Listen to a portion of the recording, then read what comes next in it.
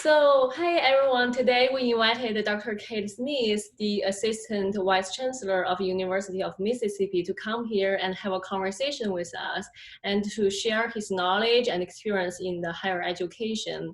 Dr. Cade is an expert in the community engagement field, and over the past decades, his work had made tremendously impact to the local communities and a large group of student populations.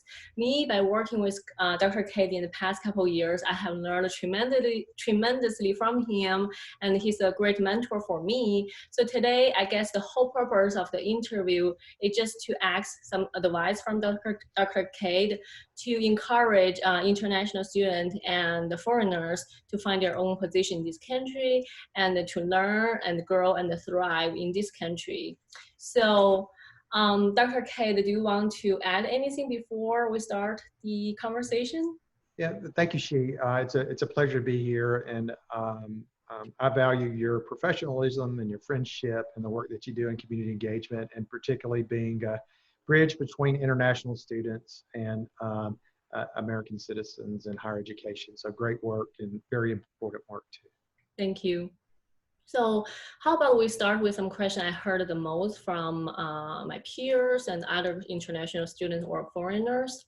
So first, with the impact of COVID-19, students have to move and adapt to virtual learning in a very short period of time. And while this may be the best option for now, but we hear students really miss the college campus, really miss their peers and those face-to-face interaction with their faculty members. So do you think instruction and learning should still take place in traditional setting in order to maximize learning outcomes? Yeah, it's a wonderful question. I think the innovations around remote instruction and online instruction are great, absolutely incredible, providing students with resources and access to education that hasn't been available prior to online instruction and remote learning environments. And I will tell you that I'm a really big fan. I really believe in the power of relationship as a vehicle for learning and development. And while it's possible to develop those relationships with educators and fellow learners and mentors remotely, I think that remote learning environment misses kind of a third dimension, and that is the experience, the application of learning, being able to work with people whom you're curious about or you respect or admire from all walks of life, and then thinking about how to connect and develop a deeper understanding with those people. I think overwhelmingly that's easier to do in a face-to-face environment with perhaps project-based learning that might be in a laboratory, that might be with community partners, experiential learning trips, practicum internships.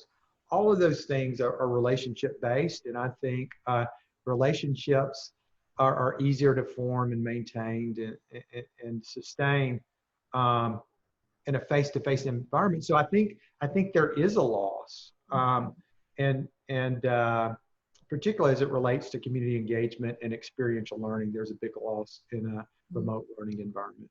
Sure, thank you. The second question I hear the most is, many people, including international students, still hold the view that going to college means we work hard, we follow all the social rules and standards, and eventually we got paid back by a great position to sustain our adult life. So what's your perspective about going to college and experience those 6 or 7 years, 4 to 6 years college life?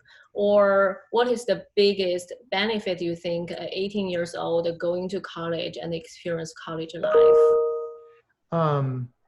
So I think that is a universal formula for success. There's virtue in hard work. Being able to work hard over long horizons, believing in a better future and great opportunities. I think it's important to believe in the rules and the norms of the systems in which you live and operate. Also hope to improve those over time so that more people can benefit and thrive in that. And then I believe, and I choose to believe, that ultimately individuals who work hard and work within systems to improve systems are paid back. I also think that perhaps the biggest benefit in higher education, and this may come from a Western white male perspective that's more individualistic, and I'll just claim that. But thinking about when we leave our family, and this is one of the things that I think is so admirable about international students, the courage to leave your family and your home culture and to see a bigger world, to step into a world that's not familiar, and from a place of learning, and know that there's learning to be captured and new understandings and wisdoms to be gained.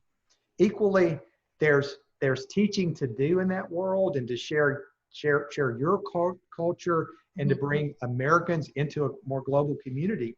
And so one of the biggest benefits, I think, in higher education for both domestic students and international students is to step into an environment and really start to ask the questions that are difficult to answer. You know, who am I? What do I believe? What life do I want to live? And how does that life bring meaning to me and help me achieve success? And I really think that those questions are central to the higher education experience. And I'm not sure how that's different. And I don't want to claim that certainly every domestic student doesn't know that's happening, or isn't even interested in experiencing that. And I can't speak to the motivations or perspectives of international students, but to me, that's the biggest benefit. I love my parents. They're both living. And the very hard work in my 20s was taking what they taught me, comparing it to this bigger world beyond my family and beyond my small rural community, and then figuring out how I could assemble the pieces of the world that I wanted to live in and thrive in. And it's not really about rejecting rules, but it's about having this much broader perspective of cultures, multiculturalism, philosophies, perspectives, and then asking the questions, what elements can I, out of respect, incorporate into my own understanding of how to thrive in the world? To me, that's really, listen, if you're going to be an engineer, you need to go to college and study engineering, right? So there's technical skills, and it doesn't matter if it's engineering, finance, science, social sciences, education. You need to be developing those technical skills. And then there should be this deeper layer around learning as it relates to who am I as a human, and what kind of world do I want to live in, and how can I find that world, or help create that world. So I think that's the biggest benefit, and the thing that excites me the most.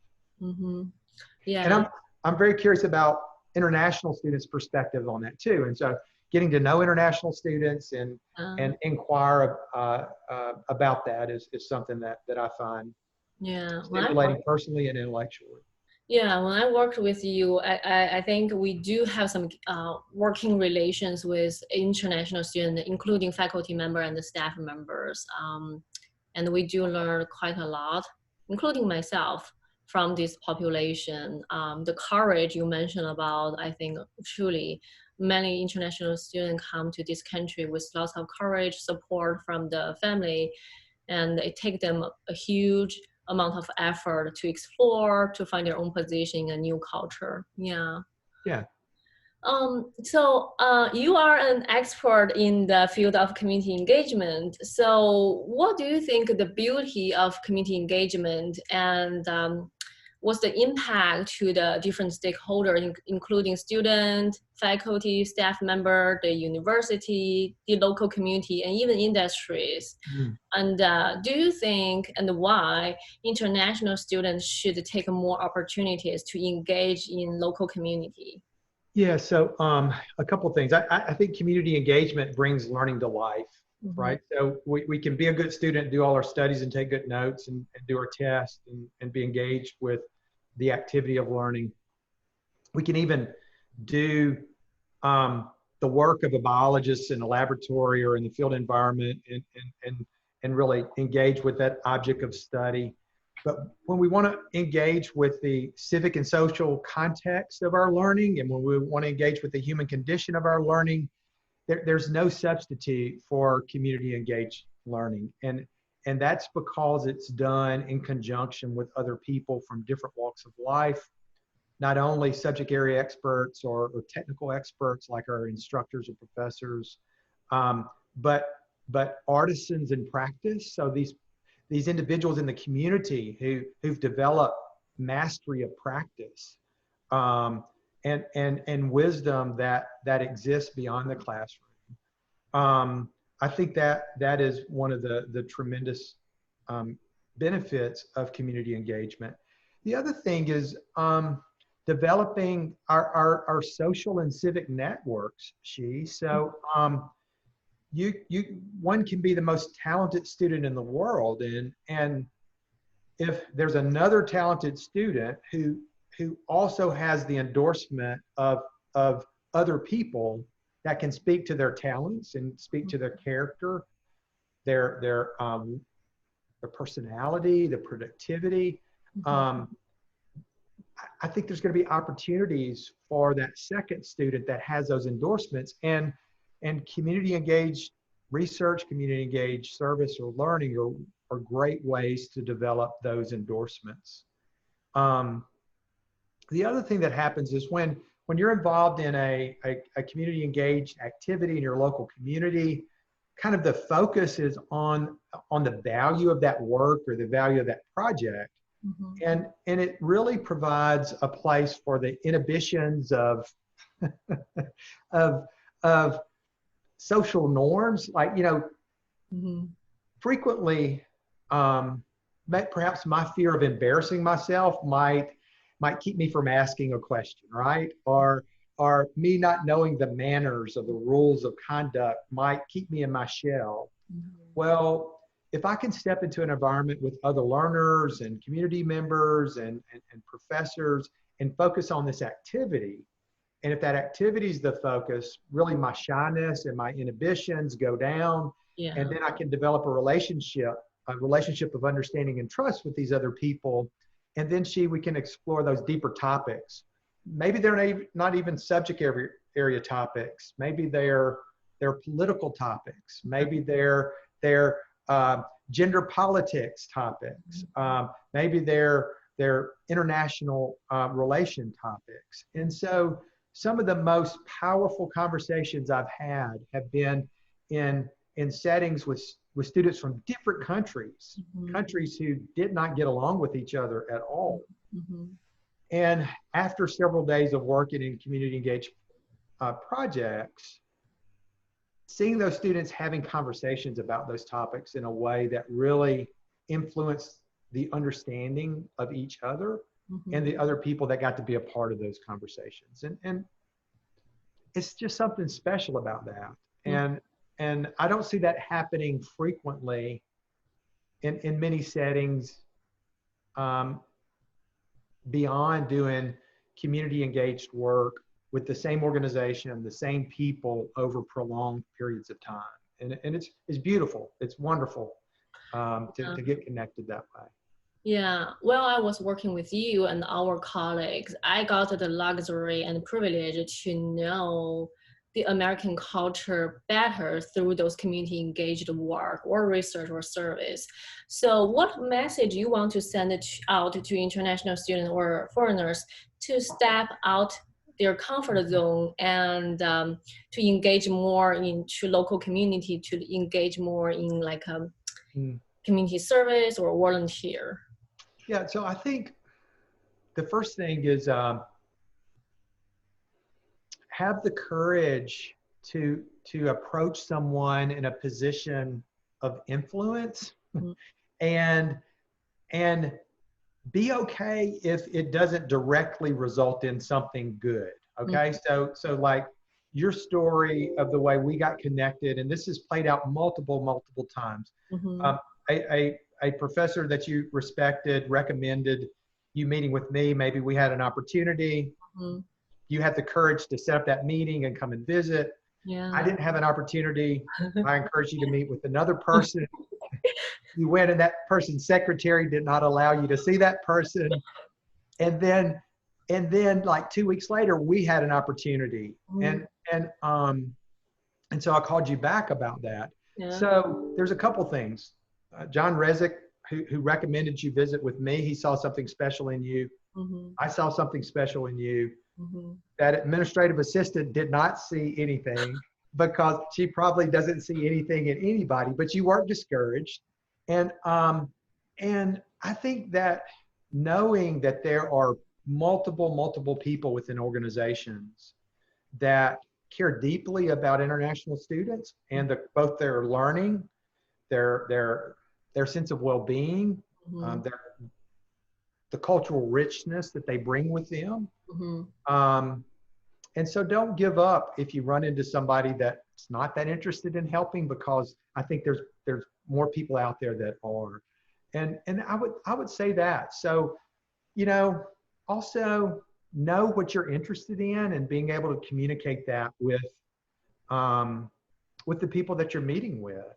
And if you meet with enough people, you're going to find the right one that is interested in an area that you're interested in, has an opportunity and a timing that relates to your opportunity. And I think that kind of courage and persistence, particularly for international students who don't come with the social capital and the relationships, it takes extra work and extra courage. But I think there's extra benefit both for the organization that you get plugged into and for the international students' learning and development. So that would be relationships, and don't give up. Believe that there are people out there that want to help you and be helped by you, and I think those are good things. Sure.